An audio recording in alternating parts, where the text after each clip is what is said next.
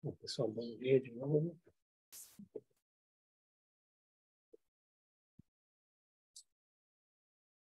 A gente vai retomar, então, o estudo do texto do Django Control, que a gente está vendo, texto Criação e Completude. Tem alguém que está vindo, Guilherme, né? Guilherme está vindo pela primeira vez aqui. Beleza. Alguém mais está vindo pela primeira vez? Você também, né? Já teve, mas a primeira vez também em contato com o budismo? Ou você já tem já teve algum contato antes? Não? Só para eu graduar aqui as coisas que a gente vai falar para que elas possam ser de compreensão para todo mundo, mas não tem nada que seja muito complexo nem misterioso, nada disso. Mas é bom, é importante essa composição que a gente sempre tem aqui aos domingos no KPG, e eu me lembro sempre quando a gente tinha os ensinamentos do Lama Trillet, que foi o nosso mestre de retiro aqui, agora ele está na França, e é engraçado que toda vez que a gente vinha aqui aos ensinamentos no domingo, sempre tinha pessoas novas, mas ele estava fazendo algum texto, um estudo de algum texto naquela época e tal, e ele praticamente sempre começava os ensinamentos do domingo sempre do mesmo jeito. Há 2.500 anos atrás, o príncipe Siddhartha, e por incrível que pareça, ele tinha a habilidade de sempre voltar, né, à história do Buda e tal, e nunca era um ensinamento repetitivo, nem nada, né? Então, os grandes professores têm essa habilidade de incluir todo mundo no ensinamento, né? Eu não tenho a pretensão de fazer isso, gente. Eu deixo para os grandes, mas, de alguma forma, o ensinamento que a gente vai ver hoje, o que eu imaginei que pudesse fazer é, de certa forma, fazer um pouco uma revisão do que a gente viu nas últimas semanas e que, de certa forma, sintetiza os três caminhos, digamos, mais, digamos,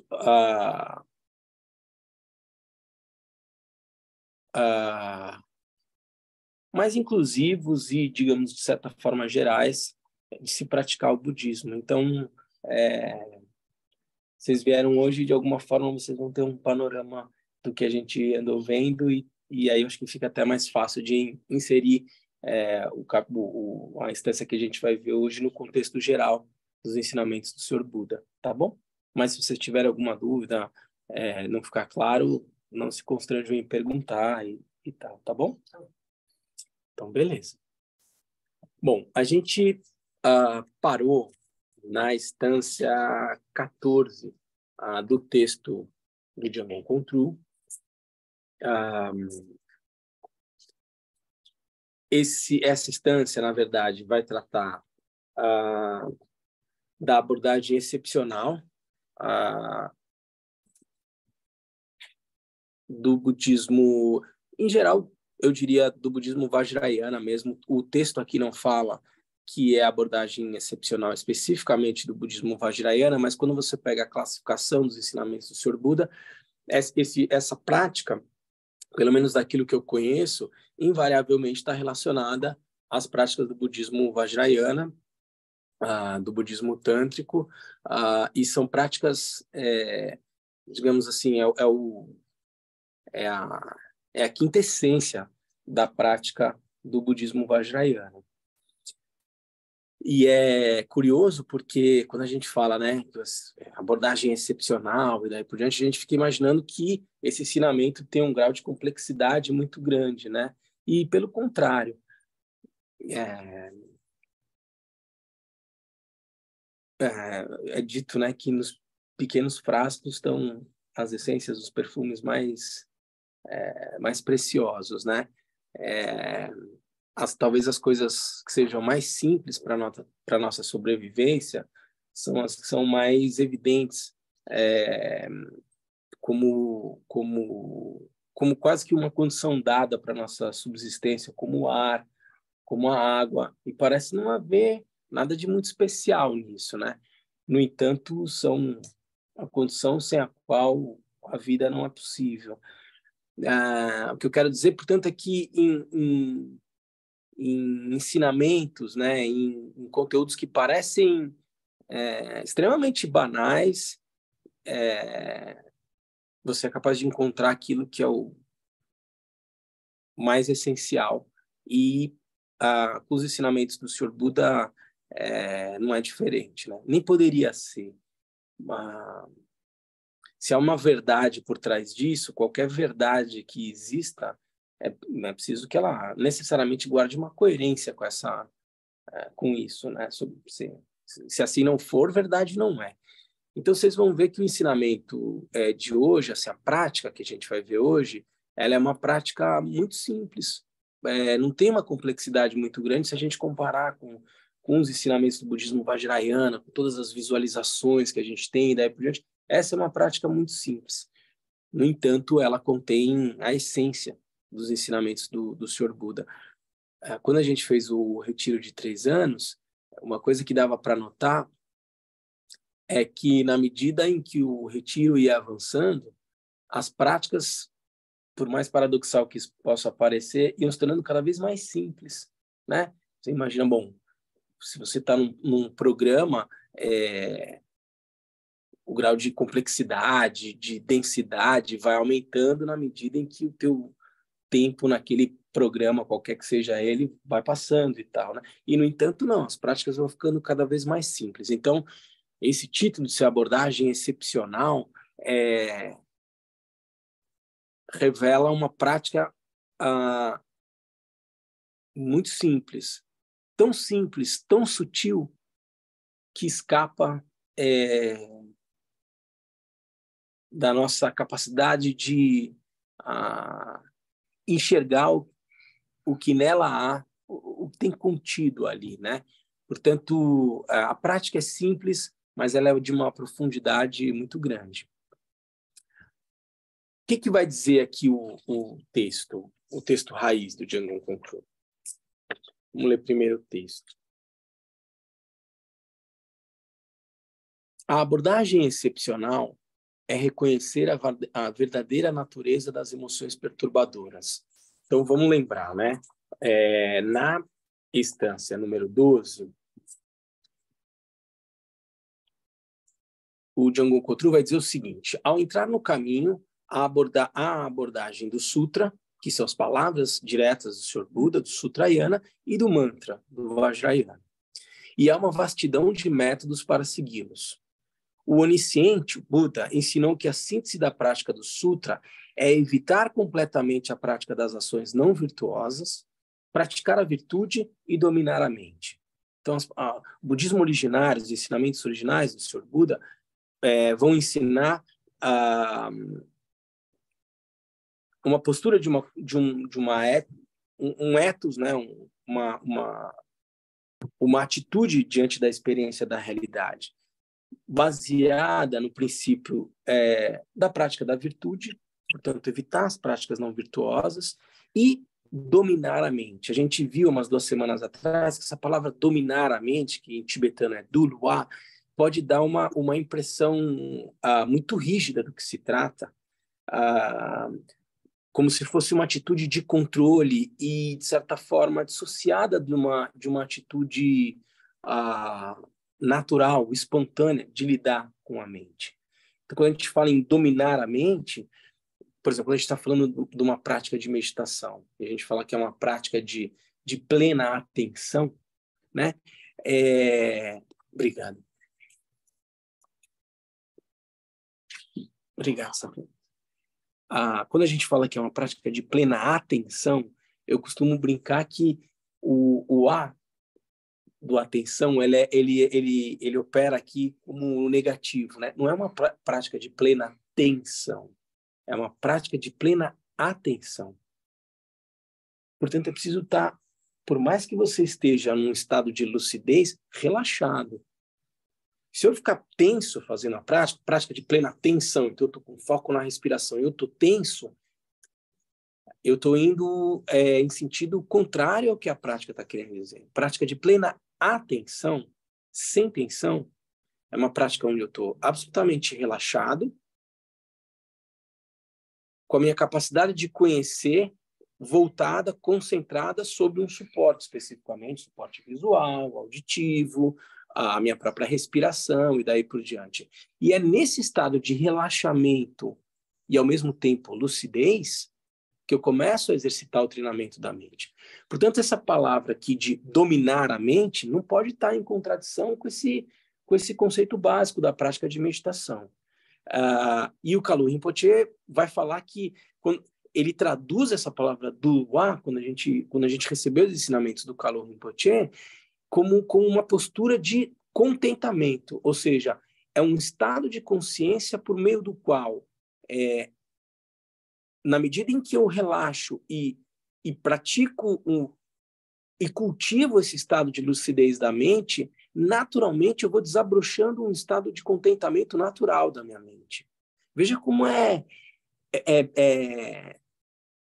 sutil, mas é bem diferente do que eu consolidar uma compreensão dessa expressão aqui. É crucial controlar a mente desde o início, dissociar isso de uma postura rígida, né? Então, um texto aqui, a instância 12, a gente vai ver a 14, mas estou voltando aqui. A instância 12 vai dizer: o onisciente ensinou que a síntese da prática do sutra, ou seja, das palavras originárias, né, do Buda, é evitar completamente a prática das ações não virtuosas, praticar a virtude e dominar a mente. Sob essa perspectiva aqui que eu quero enfatizar o que significa esse dominar a mente que a gente já viu. Enquanto a síntese da prática Vajrayana é a meditação dos estágios de criação e conclusão, que é o conteúdo desse texto e que a gente vai estudar em bastante detalhe, né? Quando a gente faz as práticas de Chirenzi, de Tara, toda aquela prática de visualização, de solução e daí por diante, essa é uma típica prática do budismo Vajrayana, do budismo tibetano, do budismo tântrico, que sintetiza os meios hábeis, né? Por meio dessa prática de visualização, eu vou criando condições para me relacionar de uma maneira diferente com a realidade, menos fixada e daí por diante. Então, ele está dizendo, enquanto a síntese da prática Vajrayana é a meditação nos estágios de criação e conclusão.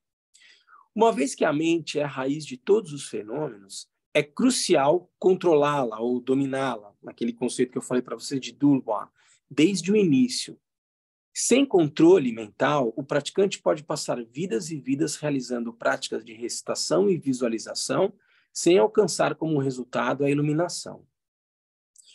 Controle mental, ou como o Kalu Rinpoche vai dizer, dissolver as nossas negatividades, que é o conceito de kleshas, né? O de Nyomon, que a gente já viu nas 2 semanas passadas. Então, o controle mental é a capacidade de controlar ou de dissolver as nossas emoções perturbadoras. Existem 3 métodos para controlar as emoções.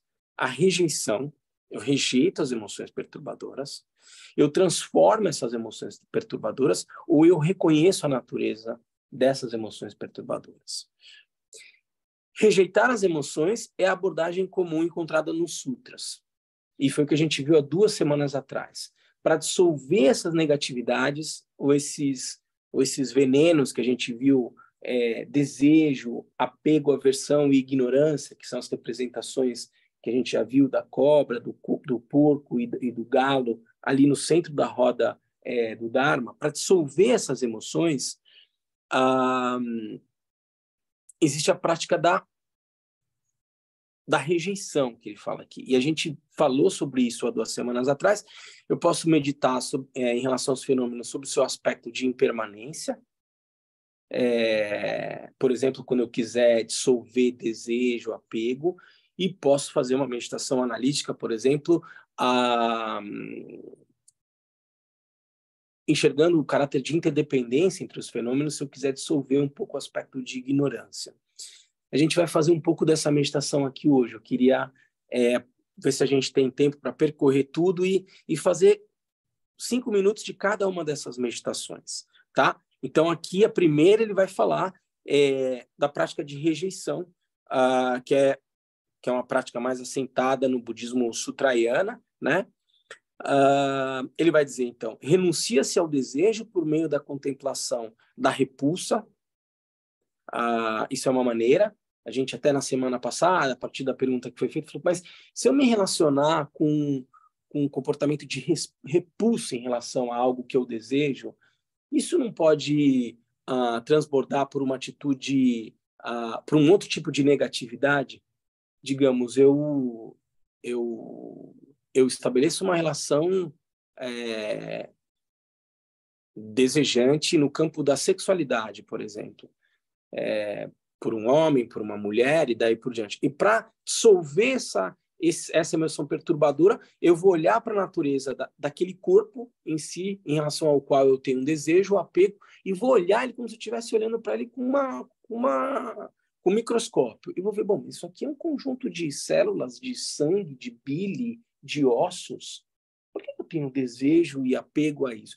Só que a pergunta foi, mas se eu desenvolver esse tipo de postura, eu não posso cair, eu dissolvo o desejo, mas caio na aversão. Então, o que a gente estava vendo é que cada um precisa encontrar a maneira com a qual a prática se mostra mais adaptada à sua maneira de enxergar o mundo e daí por diante. Isso é uma forma de você praticar. E se você percebe que essa é uma possibilidade, por exemplo, que vai te fazer cair num outro extremo de aversão, pratique então sobre o aspecto de impermanência daquilo. Né? O quão fixado eu posso estar numa experiência de desejo e apego e o quanto aquele objeto do meu desejo e apego tem uma natureza transitória e impermanente. E isso, de certa forma, vai minando a densidade dessa emoção perturbadora. Essa é uma forma de praticar. O ódio, por meio da prática do amor, bondade e compaixão. Então, eu também posso rejeitar essa emoção perturbadora fazendo uma prática em relação ao seu oposto. O Rinpoche falava na prática de Lojong, a prática de tomar e dar, né? Como uma maneira de transcender a repulsa, o ódio. E transcender a ignorância, ele fala aqui em estupidez, ou digamos, a confusão, a maneira de eu me relacionar com os fenômenos, não por meio do que eles são, mas daquilo que eles aparentam ser, por meio da prática da interdependência. Então, meditar sobre o aspecto interdependente de todos os fenômenos compostos. Isso é uma outra prática que a gente pode fazer. Isso, portanto, a abordagem comum dos sutras. A instância 13, que a gente viu na semana passada, fala da abordagem incomum do Vajrayana, que é transmutar a natureza das emoções perturbadoras. Então, ele fala assim, quando o desejo surge, você se visualiza como um Amitabha. E na medida em que você se visualiza como a própria divindade, de certa forma, você vai transmutando a natureza daquela emoção. Essa é uma outra forma de praticar. E aí a gente viu que, a gente enfatizou bastante isso, é preciso que essa prática seja assentada num nível de amadurecimento, mesmo da compreensão dos ensinamentos. Simplesmente se visualizar como uma divindade pode gerar ainda mais orgulho e daí por diante. Mas essa é uma forma também de praticar. O Kalu Rinpoche dizia, quando você nota uma determinada situação de desejo, por exemplo, ou de raiva, e daí por diante, é possível, na experiência, você reconhecer que aquela emoção está surgindo e no momento que você percebe os primeiros sinais dessa emoção surgindo, não quando a emoção já totalmente te controlou, você simplesmente vai olhar para aquela emoção em si, não para o objeto do desejo, daí por diante, e aquilo se torna a expressão da mente de um ser desperto, como a Buda Amitabha, por exemplo. Essa é uma segunda maneira de praticar. A terceira, então, que é essa abordagem excepcional que a gente está vendo hoje, a abordagem excepcional para dissolver as nossas negatividades, lembra? São 3 tipos: repulsa, ou aversão, como ele chama aqui, rejeição, né? A transformação e o reconhecimento, como forma de transcender ou dissolver as nossas negatividades. Trabalha com aquele conceito de Dunhuai, então, que eu falei para você, de dominar a mente, né? E que acho que é melhor, sob essa perspectiva de dissolver as negatividades, a abordagem comum do Sutrayana, a rejeição, a abordagem incomum do Vajrayana, por meio da transmutação, e a terceira que a gente vai ver hoje, então, é a abordagem excepcional, que é reconhecer a verdadeira natureza das emoções perturbadoras. Então, o texto vai dizer, quando os pensamentos de desejo e apego surgem vividamente, ao olhar diretamente para a sua essência, eles desaparecem por si mesmos. Então, o Rinpoche, ele vai dizer o seguinte, né?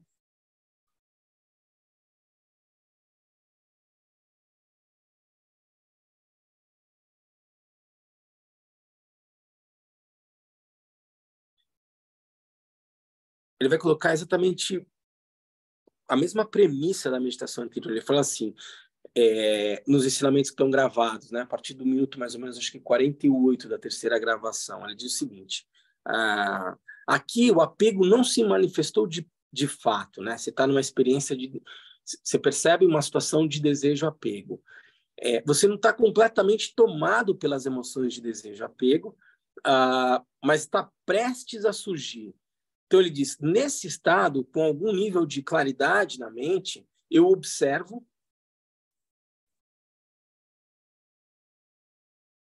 né, essa perspectiva ele fala, de observa assim, eu vou pousar a minha atenção sobre aquela experiência que está prestes a surgir na minha mente. E aí os pensamentos, ele vai dizer, que surgiram, se dissolvem, então os pensamentos vão se dissolver, e aí você tem uma experiência de felicidade, de tranquilidade e de lucidez. Veja, como eu falei para vocês no início do ensinamento de hoje, é uma prática simples, mas ela contém a essência dos ensinamentos.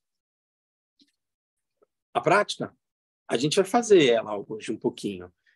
Quando você tiver a gente vai trazer alguma emoção alguma situação que gera uma emoção, e antes que ela seja completamente, por exemplo, se vocês assistirem esse vídeo, vocês vão perceber, você tem que estar atento no vídeo desses ensinamentos do Rinpoche. O Rinpoche está dando ensinamento, e aí alguém manda no chat, ele está falando para o mundo inteiro. Quando ele deu esses ensinamentos, tinha acho que umas 6 pessoas traduzindo, né?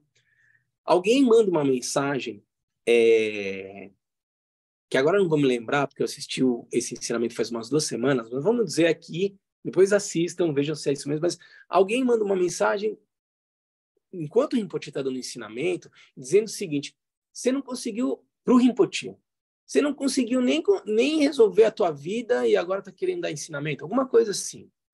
Alguém foi lá e mandou uma mensagem. E ele está dando ensinamento e ele lê e ele faz algum comentário, porque ele está lendo e ele lê em voz alta, assim, ele vê, e ele está falando, dando ensinamento, está falando coisas completamente diferentes, alguém vai lá e lança essa provocação no meio do ensinamento dele, e ele lê e continua dando ensinamento. E vai dar um ensinamento uns 20 minutos, tal, não sei o quê, 30 minutos, tal. Quando chega na hora de dar o exemplo da meditação, ele nitidamente está falando daquilo que aconteceu no ensinamento. Quem estiver atento vai sacar que ele está falando sobre isso. Então ele fala, por exemplo, você está numa situação e alguém vai lá e te provoca. E você tem uma experiência de raiva, ou de... Quando você percebe, então você lê uma mensagem e alguém vira e chuta a tua canela nesse nível, assim, entendeu? E nesse momento, o que invariavelmente acontece? E essa é a nossa vida, essa é a síntese da nossa experiência no mundo e daí por diante. Todas as experiências de realidade nada mais são do que o aspecto dinâmico da mente, que na sua essência é insubstancial, é vacuidade. A minha mente está dentro da minha cabeça, Guilherme, está fora. Até onde vai a minha mente, começa a sua. A minha mente está dentro do meu cérebro, onde ela está? A mente é algo intangível, algo insubstancial. Ela é vacuidade na sua essência. Mas ela é um nada. Tem algo aí que eu não consigo definir qual é a cor, qual é a forma, qual é o tamanho, se está dentro, está fora, mas tem algo aí que é insubstancial. No entanto, tem um aspecto dinâmico. Ou seja, eu conheço a realidade a partir das minhas faculdades sensoriais desse corpo, que ganham uma expressão manifesta na minha mente. O que eu estou querendo dizer isso? O meu olho, quando entra em contato com essa madeirinha aqui, produz uma consciência visual dessa madeira. Essa madeira não está dentro da minha cabeça. Causas e condições reunidas produzem uma experiência sensorial que se manifesta onde? Na mente. A minha consciência visual, auditiva, tátil, gustativa, olfativa e consciência mental, pensamentos, emoções e daí por diante, dão conta do aspecto dinâmico da mente. Então, apesar dela ser insubstancial, ela ser vacuidade, ela é dinâmica. E eu vou conhecer essa realidade a partir dessa dinâmica da mente. E, além disso, há um terceiro atributo intrínseco da mente, que é a capacidade de conhecer tudo aquilo que nela se manifesta. Ou seja, se eu estiver dando ensinamento aqui e passar um carro de som tocando funk, mesmo que eu não goste da música, o meu ouvido entrou em contato com o som, vai produzir uma consciência auditiva e sem que haja uma ação volitiva de querer ou não querer conhecer, porque se eu não gosto do funk, eu poderia dizer, não, funk, eu não tenho essa consciência auditiva, não, causas e condições vão produzir o fenômeno sensorial. E a minha mente é capaz de conhecer sem que haja uma ação volitiva, um desejo meu de querer conhecer esse ou aquele som. Não, qualquer experiência sensorial que se manifeste na minha mente, há uma lucidez intrínseca capaz de conhecer essa experiência sensorial. Quando eu vou meditar, o que eu vou fazer? Basicamente, me familiarizar com essa mente. A meditação, Gom, a tradução de Gom significa familiarizar-se ou cultivar. Familiarizar-se com o quê? Familiarizar-se com a mente. Essa prática excepcional que a gente está falando aqui, sutil, ela tem a ver, ela é uma prática de reconhecimento da natureza da mente. Extremamente sutil. Então, o que a gente está falando aqui? Quando eu dizia para vocês, o que invariavelmente acontece? No exemplo que eu estava dando, alguém vai lá e chuta minha canela, me dá uma fechada no trânsito, me manda uma mensagem enquanto eu estou dando um ensinamento, só para me provocar e daí por diante. Invariavelmente, eu escuto a provocação, consciência auditiva ou consciência visual, eu li a mensagem, automaticamente aquela experiência sensorial em estado bruto, ela começa a se transformar numa emoção, que pode ser de felicidade, de desejo, de raiva, de ciúme, daí por diante. Essa é a nossa vida. Invariavelmente, eu me relaciono com os fenômenos da realidade a partir de uma lógica de dualidade. A partir dessa relação de dualidade, surgem experiências sensoriais que ato contínuo se transformam em sensações, em emoções e daí por diante. E, numa lógica cartesiana, do penso, logo existo, eu sou meus pensamentos, eu sou as minhas emoções, eu invariavelmente passo uma vida desejando, querendo, com raiva, com ciúmes, daí por diante, e vou transitando entre emoções e experiências sensoriais ao longo da vida. Essa é a nossa história. Qual é o grau de autonomia que eu tenho diante de tudo aquilo que apela aos meus sentidos? Qual é o espaço de liberdade que eu tenho entre o momento em que eu olho a torta na geladeira, consciência visual, automaticamente surge uma sensação, um desejozinho, torta de chocolate, mas eu tenho taxa de açúcar alta. Qual o espaço de autonomia que eu tenho entre o gatilho e a reação? Porque automaticamente, você talvez se lembre da sua aula de biologia, Guilherme, você lembra daquela uma palavra fagocitose? Fagocitose é o seguinte, num determinado momento, a célula ela vai englobar um outro, sei lá, um lipídio, alguma coisa, ela engloba e ela fica completamente imersa naquele ambiente líquido e daí por diante. Então, o que acontece? Quando eu olho a torta na geladeira, contato visual, consciência visual, torta, conheci. No que eu vi, minha barriga já, torta. Eu já me tornei o desejo. Eu sou o desejo da torta. Eu quero comer aquela torta. Qual o espaço de autonomia que eu tenho entre olhar a torta, sentir o desejo e falar, cara, mas vai me fazer mal. E exercer a minha liberdade, a minha autonomia diante do meu instinto. Porque, às vezes, a gente imagina liberdade é fazer tudo aquilo que apela aos meus sentidos. Consumir tudo que passa na minha frente, dizer tudo aquilo que impetuosamente passa pela minha cabeça. Quem está no comando aí?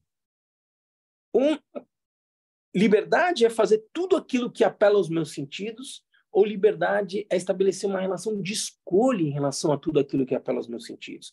Porque se eu agir instintivamente, qual a diferença que há entre um ser humano e um animal?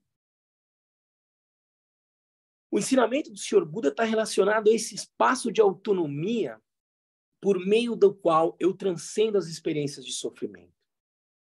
E o espaço que vai me gerar a capacidade de escolher diante de tudo aquilo que apela aos meus sentidos é aquela fração de segundos que eu basicamente nem reconheço que há entre o espaço do gatilho e da resposta, onde há simplesmente o quê?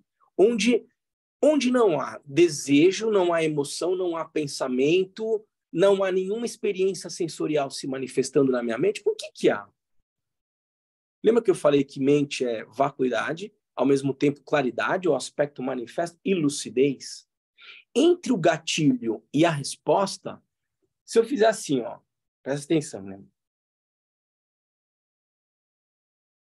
O que havia entre o primeiro estalo e o segundo estalo que eu fiz? Foi tão rápido que não deu nem tempo de você pensar em nada, não é verdade? Mas o que havia? Havia só lucidez. Porque se você não estivesse lúcido, lúcido que eu quero dizer é o seguinte, você sabe que você está sentado, consciência tátil do teu corpo. Você sabe que você está num templo, tem a consciência visual ativa e daí por diante. Portanto, você está lúcido. Mas não veio nenhum desejo, nenhuma emoção entre esses dois estados. O que significa dizer que há uma essência lúcida que precede ou ela é coemergente em relação a todos os fenômenos que se manifestam na sua mente. E quanto mais eu cultivo essa habilidade de lucidez, que está difusa, que está dispersa, mais eu vou cultivando esse espaço de autonomia, de discernimento entre o gatilho e a resposta, que no momento em que se manifesta, me dá a capacidade de escolher e saber, isso é saudável para mim ou não? Então, quando eu estava dizendo do exemplo, alguém chutou minha canela, alguém me deu uma fechada no trânsito, alguém me mandou uma mensagem daí por diante. No momento em que eu percebo, por que essa pessoa escreveu isso para mim? E nesse momento que eu começo a sentir aquela emoção, e ela vai me englobar, eu vou me tornar raiva, ou eu vou me tornar desejo, eu vejo a torta na geladeira, apelos, vontade de comer aquela torta e tal, ou de responder essa mensagem. Nesse momento, se eu sou capaz de olhar para aquela experiência e não me identificar com ela, mas permanecer só no estado de lucidez e permanecer mais... reconhecer a natureza daquela emoção, eu vou perceber que ela é simplesmente como se fosse uma onda no oceano. Essa emoção, ela surge na minha mente e depois ela se dissipa. E não há necessariamente... aquilo não me define enquanto ser. Há uma lucidez que é capaz de lidar com essas experiências e perceber o caráter insubstancial, transitório daquelas emoções e daí por diante. E se eu for capaz de permanecer nesse estado de lucidez, sem me deixar levar por essa emoção, eu vou ampliando o espaço que tem entre o gatilho e a resposta, imerso num estado de lucidez. E dessa forma eu vou reconhecendo a natureza da mente. Eu vou reconhecendo a natureza dos fenômenos, daí por diante. E vou ampliando o meu espaço de autonomia. O que o Rinpoche fez naquela hora do ensinamento? Ele viu a mensagem, ele percebeu a emoção surgindo e ele continuou dando ensinamento. E ele vai dar o exemplo no final. Ele fala, por exemplo, se você está fazendo alguma coisa, alguém vai e te provoca, e ele está falando daquilo que aconteceu durante o ensinamento. Você simplesmente olha para aquela emoção,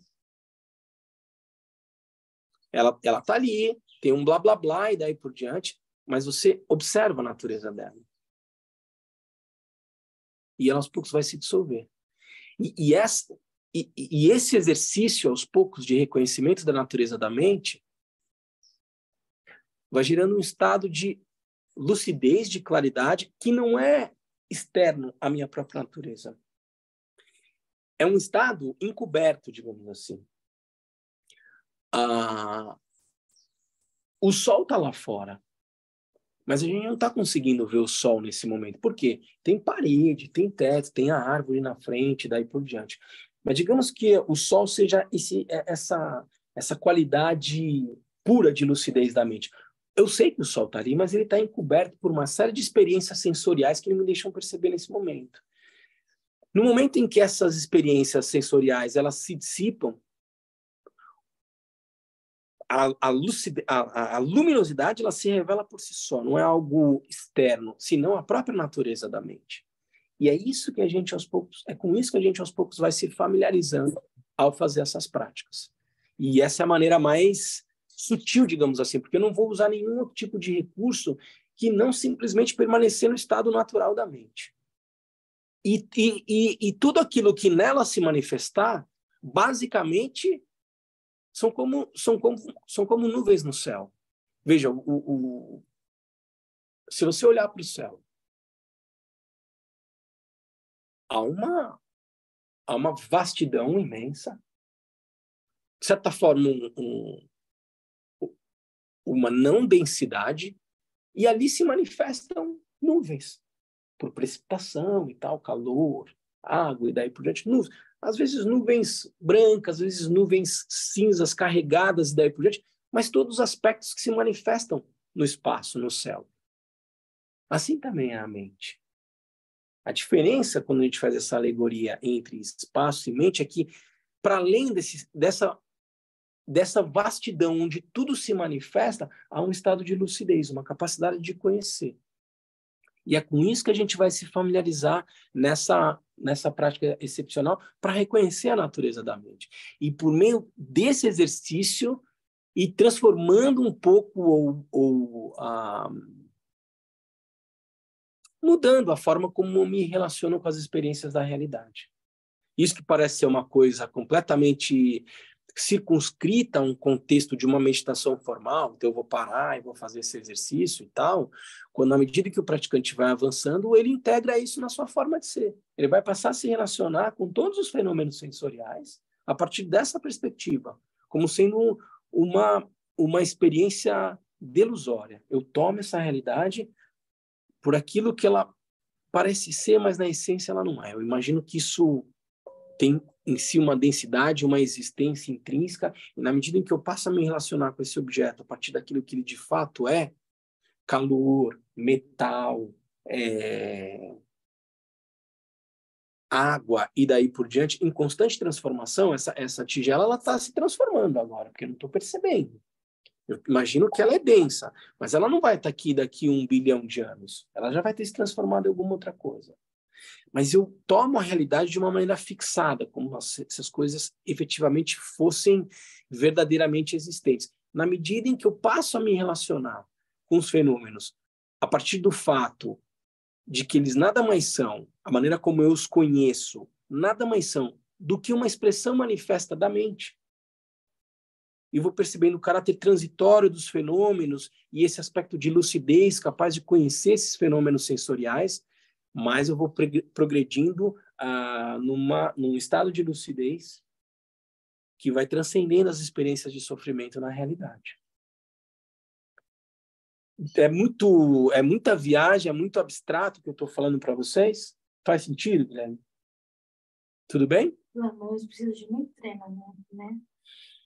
Então, assim, é verdade, precisa de treinamento, mas é meio paradoxal, Lenina, porque assim, se eu afasto essa experiência como sendo algo que pressupõe um período interminável de treinamento e daí por diante, eu, de certa forma, vou afastando algo que é a minha própria natureza.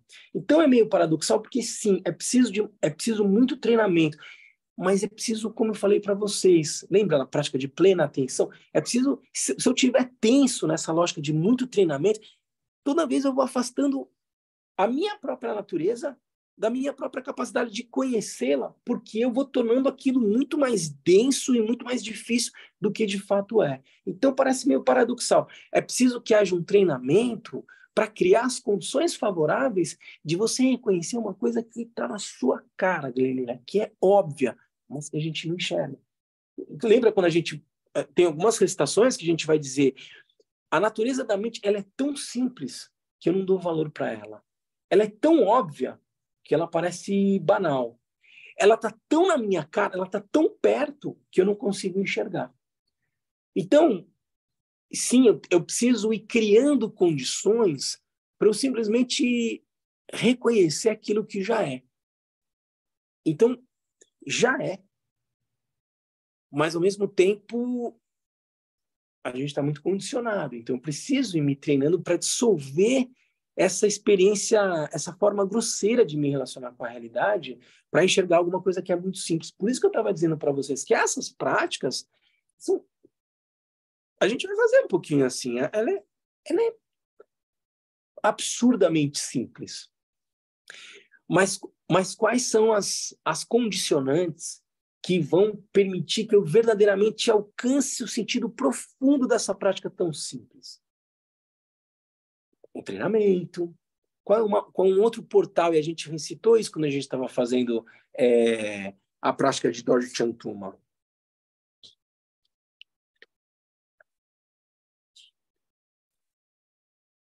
E a gente fala isso, como é ensinado, a devoção é a cabeça da meditação.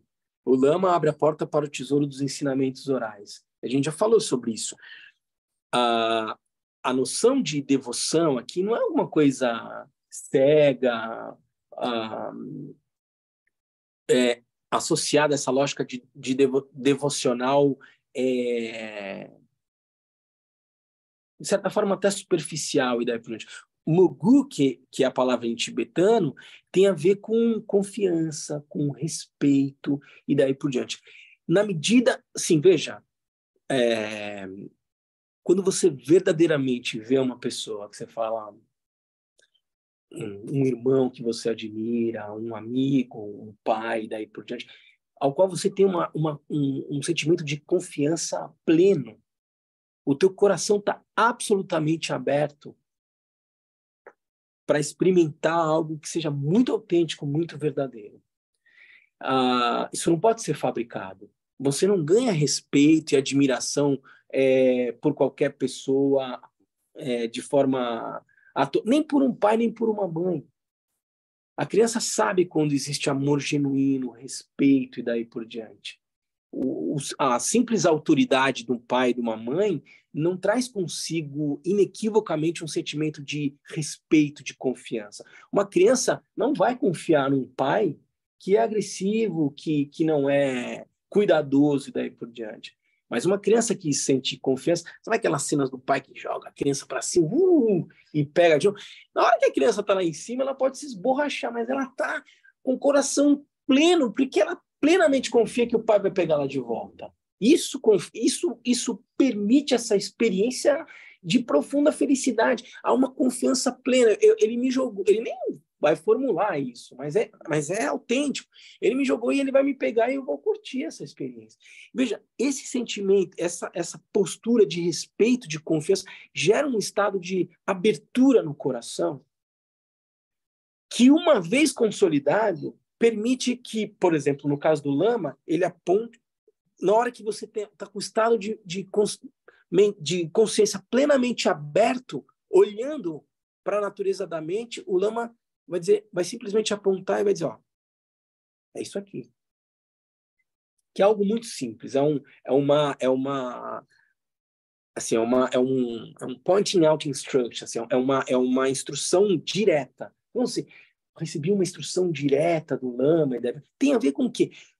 O pressuposto é um estado de abertura de mente, de coração tão pleno que faz com que você enxergue o óbvio, mas você só vai atribuir valor ao óbvio se você verdadeiramente confiar que essa coisa que é tão óbvia tenha o valor que alguém que você confia muito, respeita, está dizendo, é isso aqui.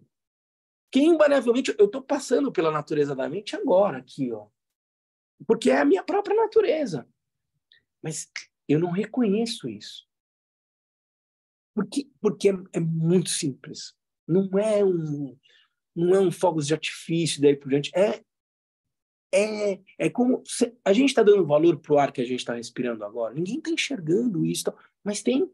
Ele está presente, senão não estaria respirando, não estaria vivo. Mas é porque eu sei do valor que o ar tem e daí por diante, que de certa forma eu atribuo algum valor, mas invariavelmente eu poluo, eu destruo natureza e daí por diante, porque é tão simples, é tão óbvio que me escapa a noção, a verdadeira percepção do valor intrínseco que ele tem. Na prática vajrayana, o lama tem esse papel fundamental, porque ele vai apontar, como eu estou dizendo, algo que é muito simples. E que eu só verdadeiramente vou enxergar a magnitude disso quando, a partir de um sentimento de profundo respeito e apreço, ao enxergar e olhar para o óbvio, alguém vem e diga, então, você vai dizer não. E aí não é discursivo mais. Já não é mais discursivo. Mas por isso que a devoção é a cabeça da meditação. O Mingyur Rinpoche costuma dizer, essa relação da devoção com o professor é como um portal. Aqui diz, o lama abre a porta para o tesouro dos ensinamentos orais. Porque é algo que é muito simples. E esse passo você consolida numa relação de profundo respeito e confiança. Aí qual é a questão fundamental? Eu não vou gerar devoção para qualquer um. Não é porque eu estou falando tudo isso aqui que vocês vão falar, o lama, eu tenho profunda devoção. Esse sentimento de devoção ele se constrói ao longo do tempo. Para você abrir o seu coração com esse nível de entrega, como a criança que se permite jogar para cima pelo pai, porque ela sabe que vai pegar, isso leva tempo para se constituir.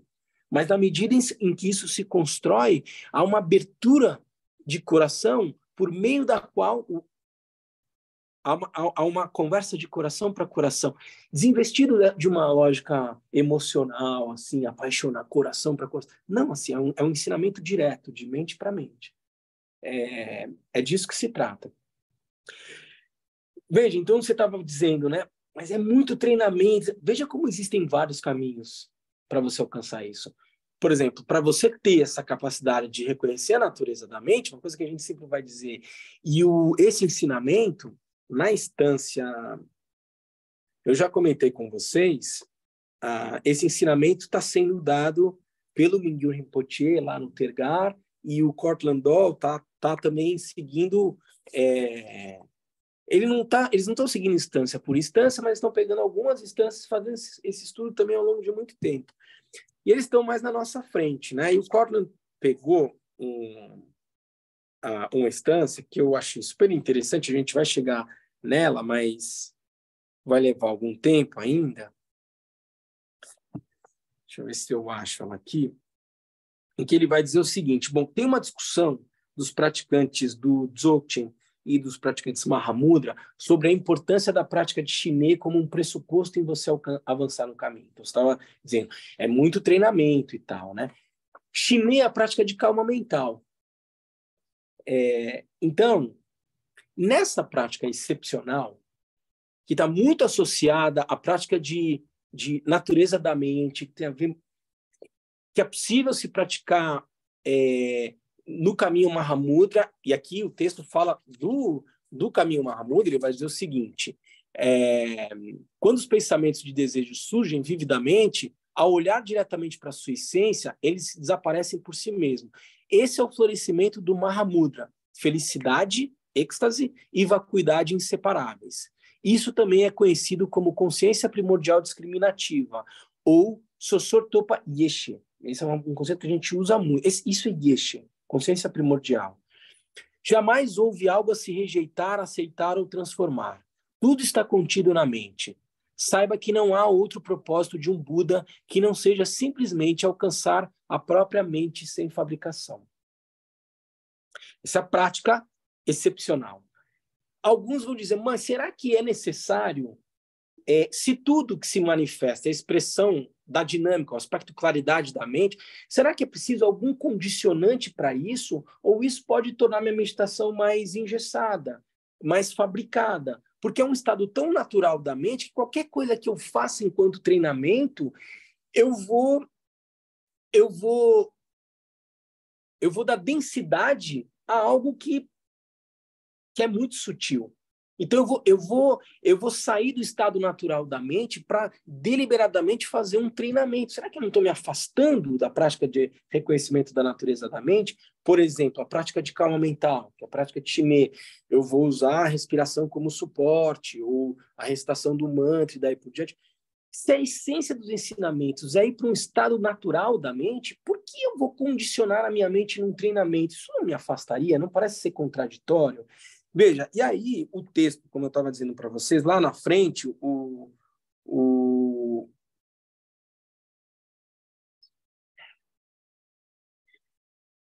na instância 40, o Cortland Doll, quando eles estão estudando o texto lá no Tergar, estava dizendo, essa é uma instância super importante porque ela traz a discussão sobre, na perspectiva do Mahamudra e do Dzogchen, se a prática de Shiné é de fato fundamental ou não para se praticar a natureza da mente. Eu não vou entrar aqui porque a gente está na instância 14, a gente vai chegar na instância 40, mas só vou dar uma... E ele vai dizer o seguinte, o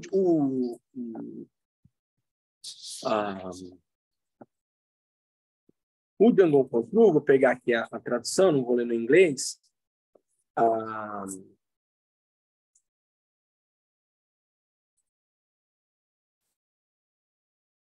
Ele vai dizer o seguinte, em geral, instância 40, em geral, todas essas etapas, até se alcançar o Mahamudra, compõem o que se chama caminho da mente.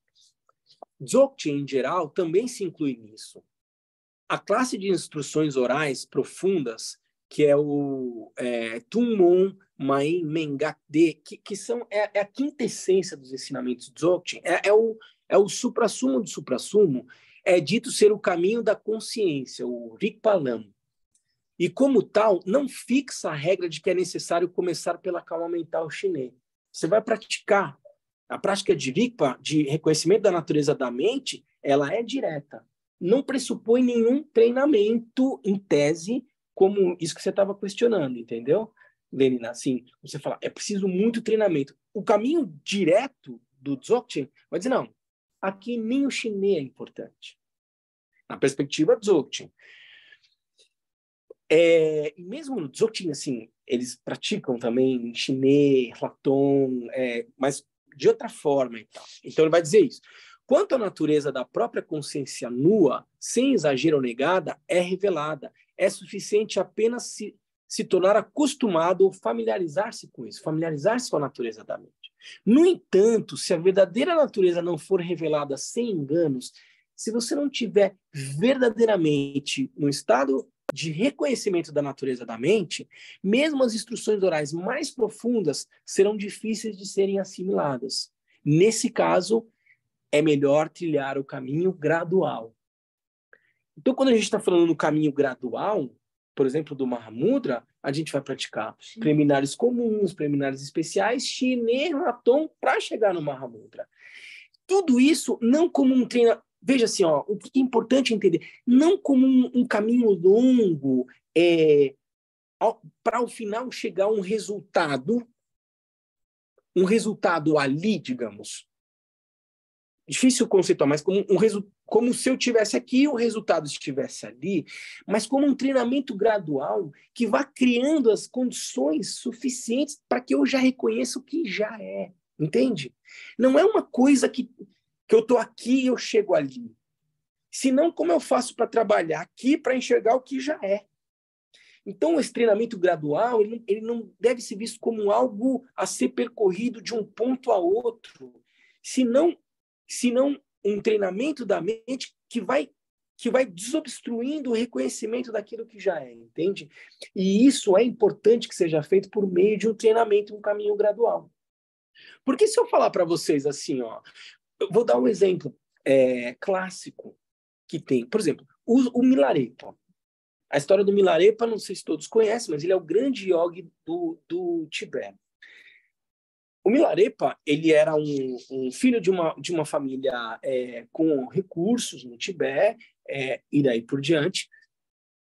E o pai dele falece, e no leito de morte ele pede para que o seu irmão,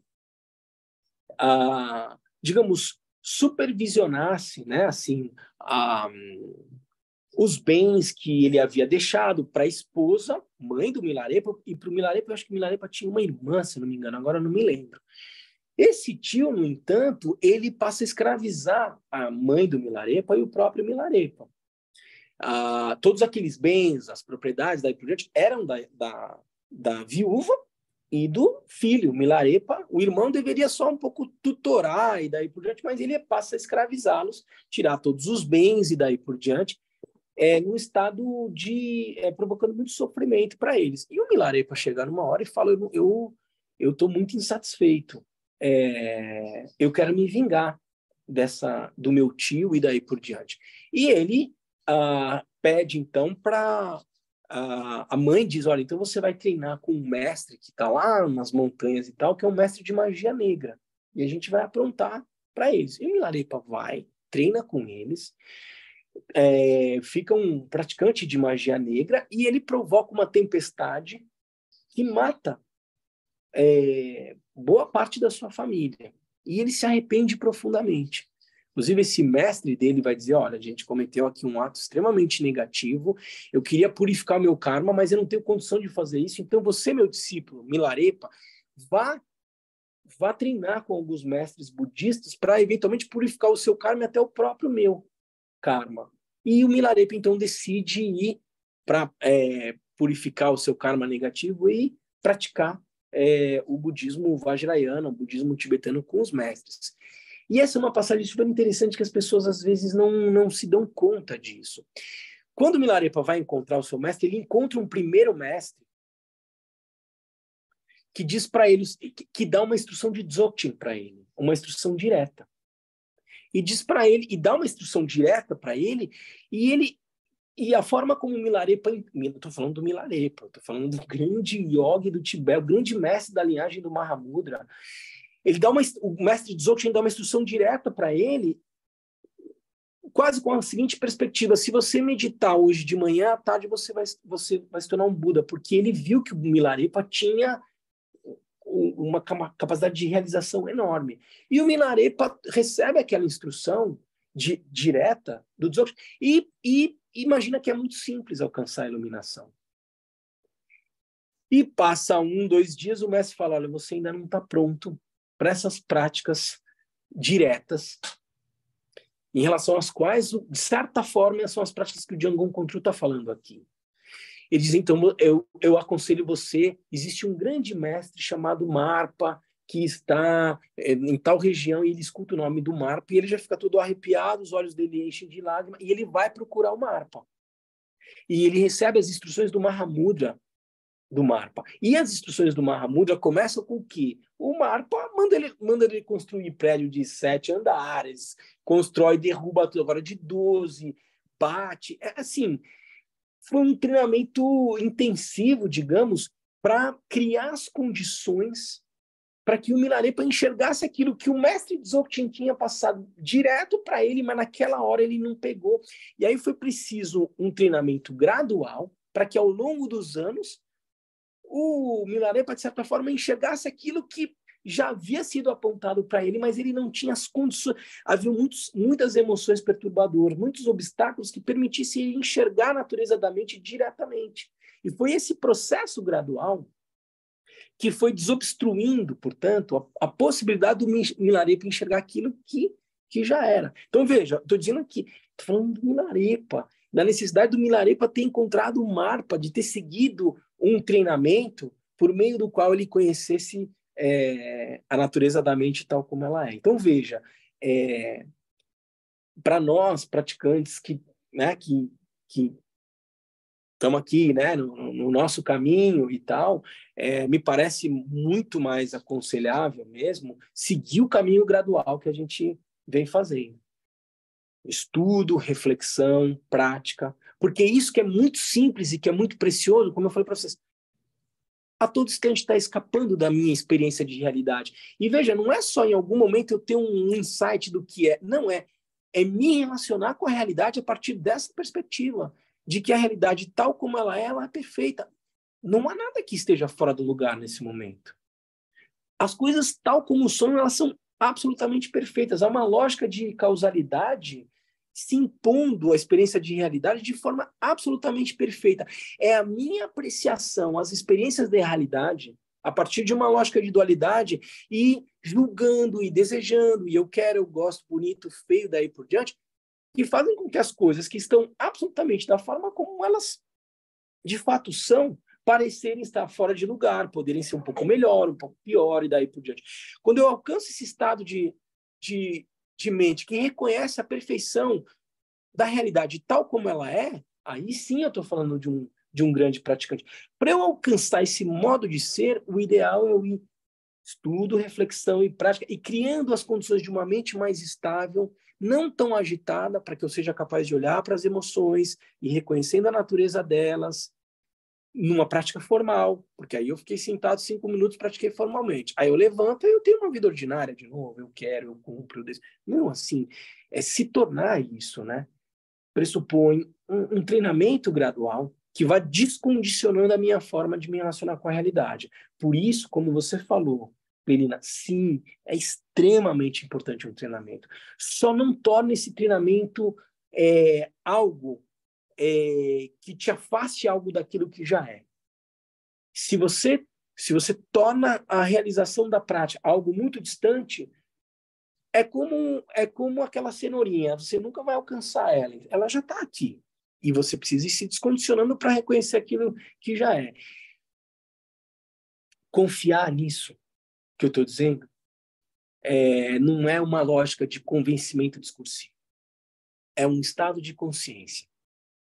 Na medida em que você verdadeiramente se relaciona com esse ensinamento, não como algo que faz sentido logicamente, que está bem fechado discursivamente, mas como algo que verdadeiramente por uma abertura no seu coração, quanto mais você vai cultivando devoção, por meio de um respeito construído a partir da sua própria prática, de uma confiança que é construída a partir da sua própria prática, você vai colocando em prática tudo isso, faz sentido. A tua abertura para receber um ensinamento, ela passa a ser o portal por meio do qual você vai acessar a essência de uma maneira muito simples. Então, o treinamento gradual, uma atitude verdadeiramente de devoção e respeito e tal, são os meios pelos quais você vai conhecer aquilo que já é. Entendeu? Faz sentido? Não, posso só complementar? Né? Por favor. É o seguinte, tem umas dinâmicas familiares, são os gatilhos que são acionados, né? Os componentes das familiares. Assim. Então, aconteceu comigo há pouco tempo que eu vi a pessoa chegou perto de mim, eu vi a emoção chegando, entendeu? O meu coração deu taquicardia, eu fiquei trêmula, queria sair daquela situação o mais rápido possível. Não é que eu culpasse a pessoa, tem até pena que eu sinto isso, né? Uma coisa estranha. Aí me atrapalhou assim, algumas horas, eu fiquei sabendo o que estava acontecendo, mas eu não consegui fazer nada para sair daquele estado, entendeu? Fiquei assim, bastante tempo alterada com aquilo, sabendo, vendo o que estava acontecendo, em termos de emoção e tudo, mas sem controle da emoção. Aí eu penso o seguinte, será que nesse momento eu faria uma prática de chinês? Então, olha quantas opções você tem. Foi ótima a sua pergunta, legal. Então, nós temos um portfólio aqui de experiências. Veja, você viu a situação e você percebeu taquicardia e tal, não sei o quê. Então, tem algum nível de lucidez presente, concorda, Daniela? Uhum. Porque tem algumas pessoas que, não é algumas pessoas, assim, a grande maioria das pessoas, nós, inclusive, daí por diante, em algumas situações, você nem se dá conta disso. Assim. Quando você minimamente teve alguma lucidez, você já está na cena gritando, por exemplo. No meio de uma discussão, e daí por diante.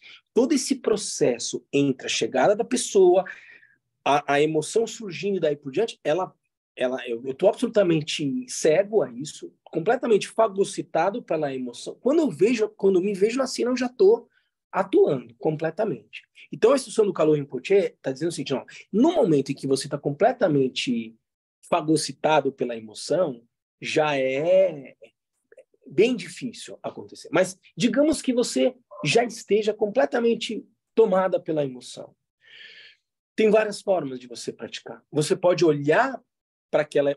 fazer todos esses treinamentos, assim, olhar para a emoção, ou olhar para aquela pessoa, transformar a tua maneira de se relacionar com ela, olhar para aquela experiência, perceber o caráter impermanente, daí tem várias formas que o texto traz, mas eu diria antes de tudo isso, você falou assim, ó, poderia fazer a prática de Shiné? Seria ótimo, mas talvez você não tenha as condições de fazer a prática de Shiné. Se você tiver as condições de fazer Shiné, como você faria a prática de Shiné? E a gente falou isso na semana passada. Você percebe a emoção surgindo. Eu brinquei com a Tami, porque ela é de João Pessoa, ela teve um tempo com a Droma, que fez o retiro com a gente e tal, e eu brincava. Ela dizia o seguinte, quando eu tô meio barro, meio tijolo, ela dizia, eu tô numa situação meio ruim, ela sempre falava assim, ela falava para ela mesma, né? Glorinha, ela chama, Glorinha, vai estourar uma pipoca. Ou seja, o que é isso? É uma habilidade de autorregulação. Então, você viu uma pessoa, gerou taquicardia e tal, não sei o que você vai fazer? Você vai tirar o foco. Que de certa forma, é uma prática de autorregulação que envolve, de certa forma, a Shiné. Ou seja, você percebeu, eu tô mal, então, o que você vai fazer? Vai caminhar. Vai lavar a louça. Quer dizer, sai do ambiente. Né? Tira o foco. Por quê? E aí a gente traz um pouco de neurociência aqui. Assim, os estudos neurocientíficos mostram o seguinte: o seu sistema nervoso autônomo, numa situação de ameaça, sobrevalorizado, real ou imaginada, ele vai disparar o comando de sobrevivência. E ele vai desencadear uma reação endócrina no teu corpo, vai produzir IL-6, cortisol, aceleração de batimento cardíaco, dilatação de pupila. Esse sistema nervoso, ele se autorregula, a gente não tem comando sobre ele. Ele é tão autossuficiente que é ele que regula a minha respiração, meu batimento cardíaco. Não precisa acordar de manhã e falar, sistema nervoso, respira, manda o comando aí de respiração, de batimento. Não, ele se autorregula. É a parte mais comum que há entre a nossa estrutura cerebral e dos répteis, dos anfíbios, mamíferos, daí por diante. Então é natural que numa situação como essa, você tenha mandado um comando para o seu cérebro dizendo modo sobrevivência. Seu coração acelerou, você ficou agitado e daí por diante. Os estudos neurocientíficos vão dizer o seguinte: se você for capaz, nesse momento que você percebe, tirar o foco desse suporte, a presença da pessoa e tal, que te gera esse gatilho de sobrevivência, e colocar o foco, ou seja, a plena atenção, num suporte que seja neutro ou prazeroso, a partir de 12 a 15 segundos em que o teu foco está em outro suporte, você está mandando um comando para o seu sistema nervoso autônomo dizendo, opa, já não tem mais a ameaça. Você desaciona o seu sistema nervoso simpático e aciona o seu sistema nervoso parasimpático. Eu estou falando da nossa estrutura física aqui, né?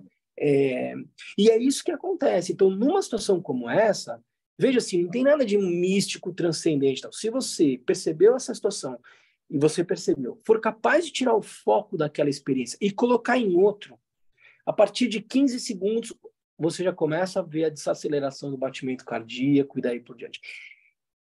Né, assim, redução da ansiedade, diminuição da produção de hormônios e daí por diante. E o treinamento Shiné, não basta você fazer isso 15 segundos e aí voltar para a experiência.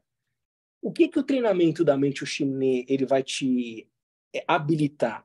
A ser capaz de permanecer deliberadamente sobre o suporte que você escolheu. Essa é a essência da prática de Shiné. De novo, assim, esse treinamento da mente ele vai te habilitar a exercitar o teu espaço de autonomia e escolha. Porque, invariavelmente, como um ser humano que quer sobreviver, por uma lógica de sobrevivência, invariavelmente eu vou estar absolutamente aprisionado a experiências sensoriais que eventualmente me ameacem. É natural, é minha lógica de sobrevivência.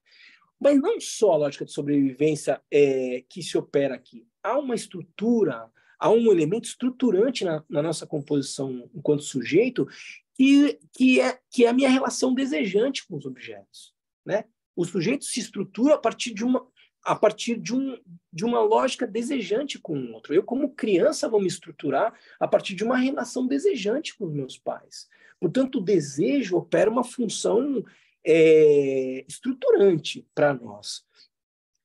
Com tantas experiências sensoriais, qual é o espaço de autonomia que existe para mim diante de tudo que está apelando aos meus sentidos? É o que eu estava dizendo para vocês. Quando eu vou meditar, eu vou perceber, eu vou me familiarizar com o que está acontecendo na mente e vou exercitar um espaço de autonomia. Sim, tem uma situação de ameaça aqui, mas eu tenho como sair dessa situação. Não é um bicho que vai vir me comer, não é um ladrão, é uma pessoa que chegou. Mas eu posso levantar e estourar pipoca, eu posso dar uma caminhada, eu posso ir para o meu quarto e fazer uma Nipemerum e daí por diante.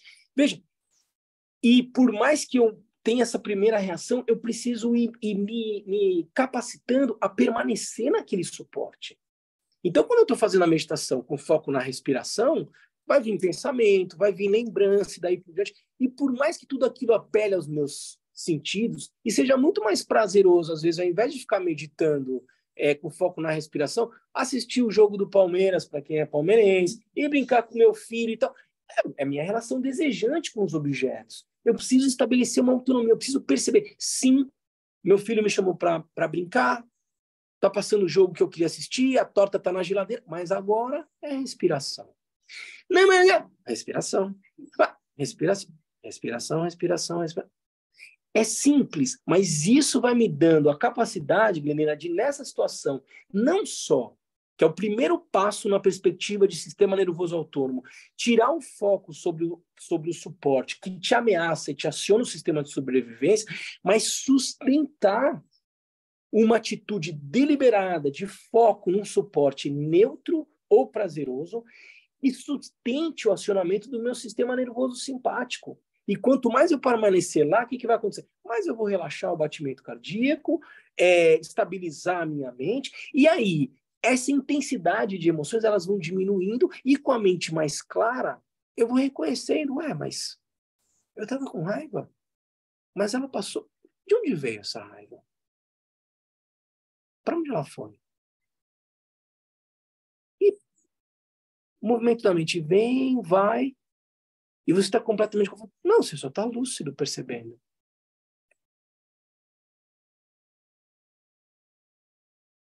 Vamos fazer um pouquinho dessa meditação? Eu vou convidar vocês, então, para escolher, porque eu vou guiar um pouquinho a meditação, mas cada um vai escolher aquilo que faz sentido na sua própria vida.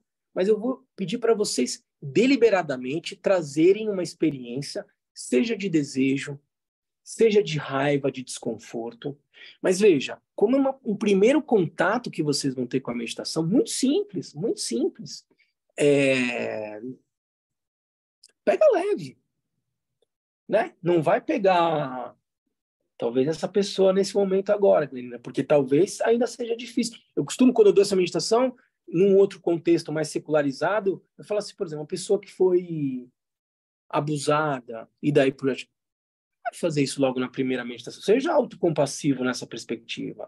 Escolha algo que tenha algum nível de intensidade, mas com o qual você tenha capacidade de certa forma, lidar. Porque se for uma emoção, um trauma e daí por diante, não, você não vai resolver isso numa primeira meditação aqui. É leve. Então, escolham alguma coisa que traga um elemento de desejo, de apego, de fixação ou de raiva, tá? Escolhe aí, eu vou dar um tempinho para vocês pensarem em alguma coisa, tá?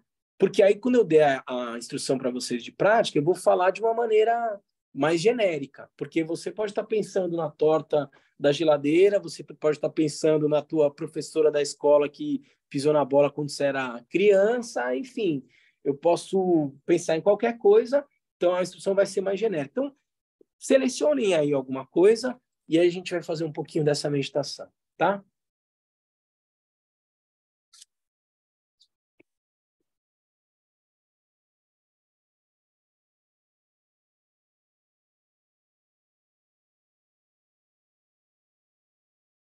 Eu também aqui estou pensando. Eu vou fazer junto com vocês. Estou escolhendo aqui alguma coisa.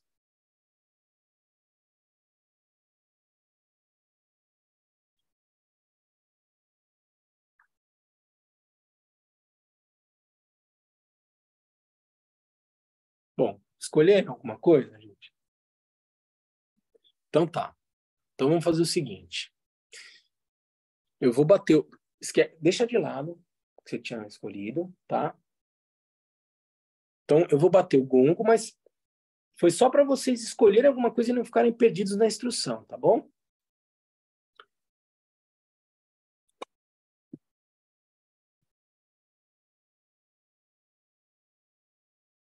Então, antes da gente começar a meditação, gente, simplesmente relaxa a mente. Larga qualquer preocupação. Um eco aqui. Larga qualquer preocupação. Não está valendo agora a meditação, tá? Eu só estou pedindo para vocês relaxarem agora completamente.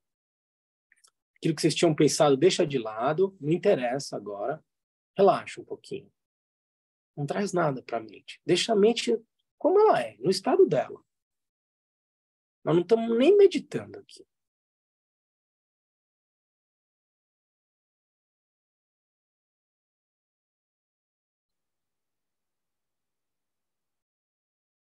Tem que pensar em nada. Simplesmente relaxa. Dá um tempo das preocupações que você tem. Estamos aqui no domingo. Não tem nada para fazer agora. Mas, ao mesmo tempo, você não está dormindo. Você está lúcido. Você está lúcida. Então, relaxa primeiro.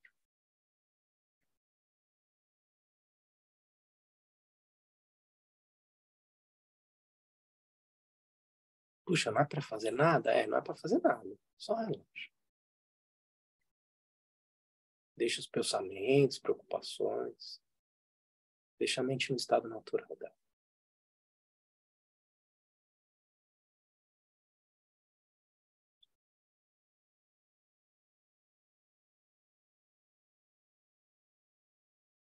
Agora eu vou convidar vocês a trazer a experiência de desejo ou de raiva.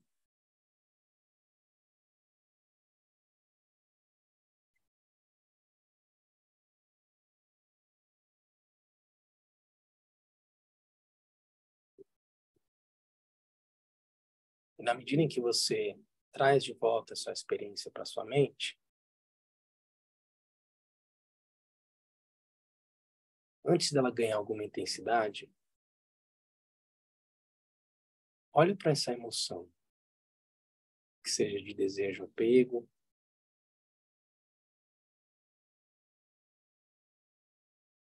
ou de raiva.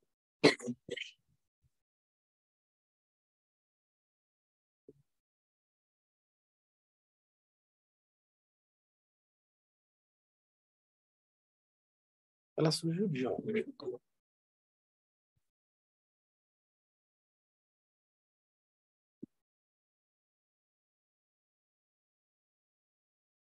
Ela surgiu de algum lugar de fora?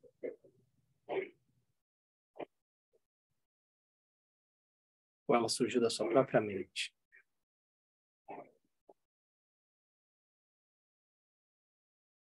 Não o fato em si que gerou o desejo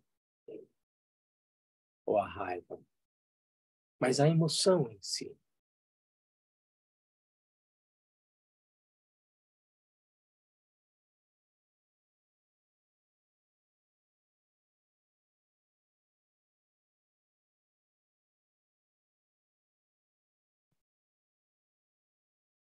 Ela está fora da sua mente? Ela está dentro?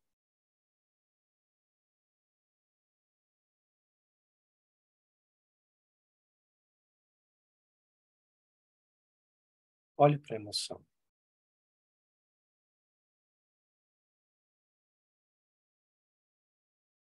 Cadê ela?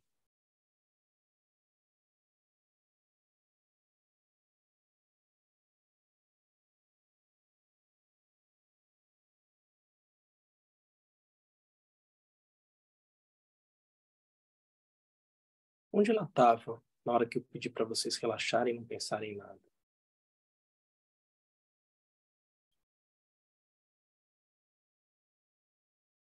Onde ela está agora? Para onde ela vai na hora que você esquecer disso?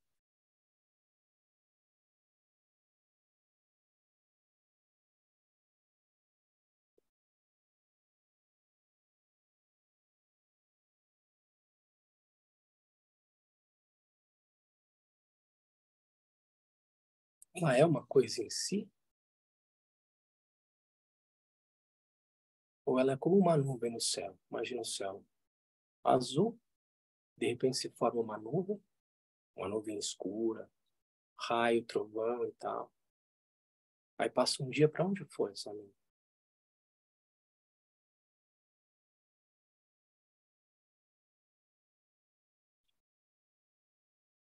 Você é essa nuvem? Você é essa emoção? Ou ela surge, ela permanece e ela se dissipa?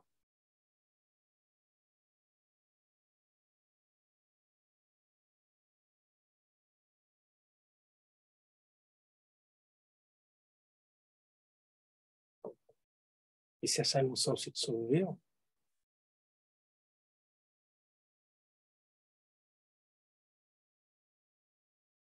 o que que há só?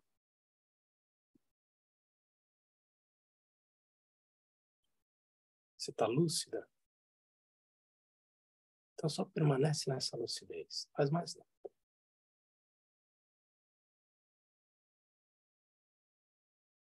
E se o pensamento voltar e tal, simplesmente larga e permanece na lucidez.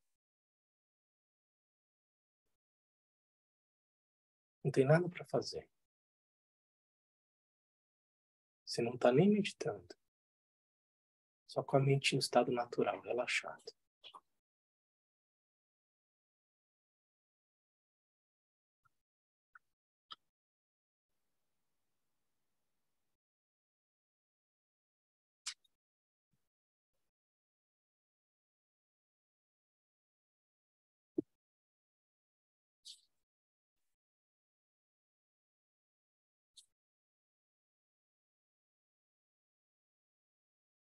Eu vou ler para vocês a instrução que o Trango Rinpoche dá sobre essa terceira abordagem. A terceira abordagem, quanto aos kleshas, né, emoções perturbadoras, é o caminho do reconhecimento, que significa o reconhecimento da natureza de qualquer klesha ou emoção perturbadora que surgir. Nessa abordagem, quando surgir um klesha, uma emoção perturbadora na sua mente, este é reconhecido como algo meramente relativo e dependente. Nós experimentamos o surgimento dos kleshas em conjunto com todos os tipos de sofrimento, tristeza, miséria e depressão. Mas se você realmente olhar para a natureza do que está surgindo, você verá que o que está ocorrendo não é o que você normalmente considera que esteja ocorrendo. Por exemplo, quando eu fico com raiva, eu gero um pensamento raivoso que tem um objeto em específico. Eu penso, essa pessoa é minha inimiga, e estou consciente desse pensamento de estar com raiva. Quando eu olho diretamente para a raiva, a intensidade da raiva e o sofrimento a ela associado parecem intoleráveis. Mas se você, enquanto esse pensamento raivoso está surgindo e está presente, olhar diretamente para ele e ver como ele surge, de onde ele vem, onde reside, quando está presente e exatamente do que se trata quanto à sua substância, você descobre que não há nada a que você possa apontar ou delimitar. Não há nada em qualquer lugar de sua mente para onde você possa encontrar e dizer, esta é a minha raiva. Cadê a raiva? A raiva, em sua natureza, é vazia de qualquer forma de existência verdadeira. Quando, concomitantemente ao surgimento da raiva, você vê e experimenta diretamente a sua vacuidade, então ela é naturalmente pacificada. O mesmo funciona com qualquer outro tipo de sofrimento e com qualquer dos demais kleshas também. Trata-se simplesmente do reconhecimento de que não há algo que esteja realmente ali. Este é o caminho do reconhecimento da natureza dos kleshas. De acordo com os ensinamentos ministrados pelo Buda nos Sutras, o início do caminho do abandono dos kleshas é um processo chamado de distanciamento, que consiste em se distanciar dos kleshas. Normalmente, quando vários pensamentos e kleshas surgem em nossas mentes, ficamos muito fixados neles. Nós nos tornamos apegados e viciados a eles. O primeiro passo para abandonar os kleshas, as emoções perturbadoras, é, portanto, abandonar essa fixação. Essa fixação tem como base o pensamento de que se trata de algo valioso com o qual nos identificamos. Lembra que eu falei dessa lógica do pensamento cartesiano? Penso, logo existo, eu sou esses pensamentos, eu sou essas emoções. Ele está falando, é necessário esse distanciamento, desidentificação com essas experiências, com essas emoções. Assim, temos que reconhecer que os kleshas são problemas, que são inúteis e danosos. Este reconhecimento não consiste em simplesmente estar consciente disso de uma forma teórica, mas em cultivar o hábito deste reconhecimento o tempo todo. Fazer isso não erradicará imediatamente os kleshas, mas gradualmente, ao não se identificar com eles e não valorizá-los, você se tornará distante deles, no sentido de que terá menos fixação, estará menos fascinado, né? O Lama Trilê sempre falava da fascinação, né, da mente com as experiências sensoriais, por eles quando surgirem. E isso vai torná-los mais fáceis de serem abandonados. Veja, uma instrução que o Trangu Rinpoche deu é basicamente um pouco do que a gente fez aqui nessa meditação. Ela é simples, ela não tem a complexidade de visualizar uma divindade de 4 braços, irradiando luzes e daí por diante, mas ela toca a essência dos ensinamentos do Sr. Buda.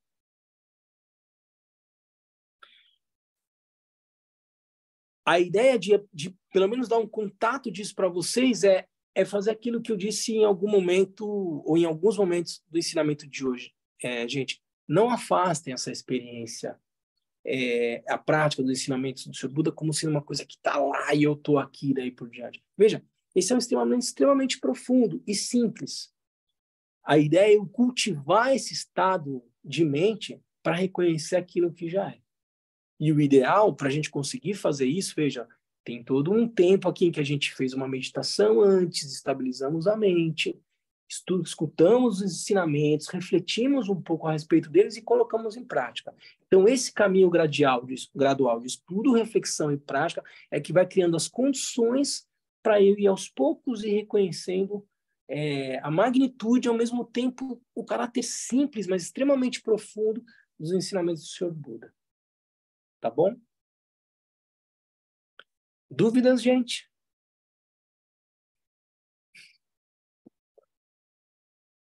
Então, se não há dúvidas, pessoal aí de casa, vamos fazer a dedicatória? E aí, na semana que vem, a gente vai ver, o texto vai trazer uma prática que conjuga esses 3 métodos que a gente viu, né? Da rejeição, da transformação e do reconhecimento, numa prática única. A gente vai ler uma instância grande, ter os comentários do Trangu Rinpoche, e aí a gente vai fazer a prática, tá bom? Na semana que vem.